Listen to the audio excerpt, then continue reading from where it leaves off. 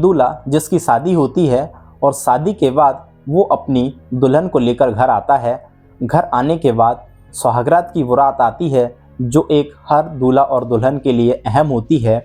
और उस सुहागरात वाली रात दुल्हन के द्वारा दूल्हे के सामने एक ऐसी डिमांड रखी जाती है जिसके बाद दूल्हा घर से बाहर निकलता है और उसके बाद वो लौट कर नहीं आता। उसका कारण आप सुनेंगे तो आपको भी यकीन नहीं होगा। ये एक रियल कहानी है।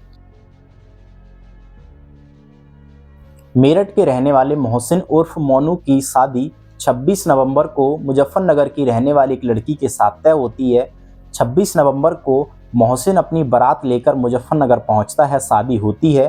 शादी के बाद मोहसिन अपनी दुल्हन को लेकर घर वापस आता है। घर पर खुशी का माहौल था। सुहागरात की तैयारियां की जाती हैं, कमरे को सजाया जाता है। जब रात को मोहसिन अपने कमरे में जाता है, मोहसिन की जो बीवी होती है उसको दूध का गिलास देती है। मोहसिन दूध को पीता है। उसके बाद उसकी बीवी ने एक डिमांड रखी कि रूम में रोशनी ज़्यादा है, तुम एक ऐसा छोटा बल्ब लेकर आओ जिससे रूम में रोशनी कम हो। और उसके बाद रात के 12 बजे मोहसिन घर से बाहर निकलता है और फिर वो वापस नहीं आता।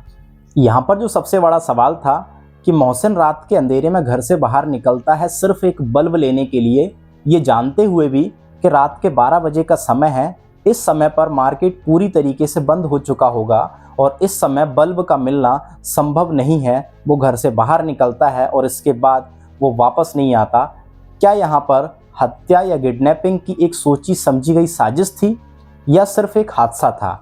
जब पूरी रात गुजर जाती है, मोहसिन वापस नहीं आता है, तो मोहसिन की बीवी ये सारी बात मोहसिन के घर वालों को बताती है, जिसके बाद मोहसिन के घर वालों के चेहरे पर मायूसी छा जाती है। अगले ही सुबह मोहसिन की 2 सगी बहनों का निकाह था। मोहसिन घर से गायब था तो घर का जो खुशी का माहौल था वो मायूसी में बदल जाता है। दोनों बहनों को मजबूरी में भाई के बिना ही घर से विदा होना पड़ा।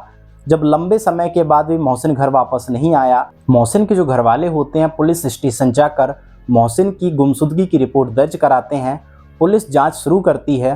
पुलिस हर एंगल से इस केस की जांच कर रही थी कि कहीं ऐसा तो नहीं किसी एक सोची समझी गई साजिश के तहत मोहसिन के साथ कोई दुर्घटना तो घटित नहीं हुई। तो हर तरीके से पुलिस इस केस की जांच करती है। पुलिस को एक सीसीटीवी भी हाथ लगता है। उस सीसीटीवी फुटेज में जो मोहसिन है गंगा नदी के किनारे पैदल चलते हुए दिखाई दे रहा है। तो पुलिस को शक होता है कि कहीं ऐसा तो नहीं कि मोहसिन की हत्या करके उसको नदी में फेंक दिया गया हो या फिर मोहसिन ने नदी में कूदकर आत्महत्या कर ली हो। तो पुलिस गोताखोरों को नदी में उतारती है। कड़ी मेहनत के बाद भी मोहसिन का कोई सुराग नहीं मिलता है। धीरे धीरे समय गुजरता है। 3 दिन पूरे गुजर जाते हैं पर मोहसिन का कोई भी सुराग पुलिस के हाथ नहीं लगता है। फिर अचानक मोहसिन के पिता के पास एक अननोन नंबर से कॉल आता है। कॉल ये किसी और का नहीं बल्कि मोहसिन का ही था। मोहसिन अपने पिता को बताता है कि वो इस समय हरिद्वार में है और पूरी तरह सुरक्षित है। वो घर वापस आना चाहता है।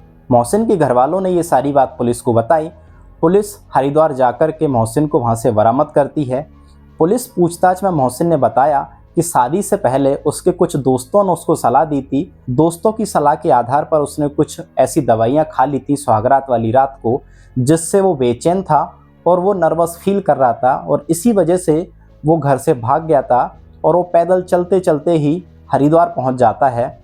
और इस तरीके से ये पूरे केस का खुलासा होता है। दोस्तों के द्वारा दी गई सलाह मोहसिन पर भारी पड़ जाती है। एक छोटी सी गलती जिस वजह से 2 बहनों को अपने भाई के बिना ही घर से विदा होना पड़ा। 4 दिन तक घर पर जो खुशी का माहौल था वो मायूसी में बदल गया। यहाँ पर जो सबसे सीखने वाली बात यह है कि इस तरीके से किसी भी दोस्त की सलाह पर कोई भी दवा का उपयोग ना करें। मोहसिन के वापस आने पर मोहसिन के परिवार के लोगों के चेहरे की मुस्कान वापस लौट आई है। आज की कहानी में बस इतना ही। कल आपसे फिर मुलाकात होगी एक नई कहानी के साथ। जब तक अपना और अपनों का ख्याल रखें।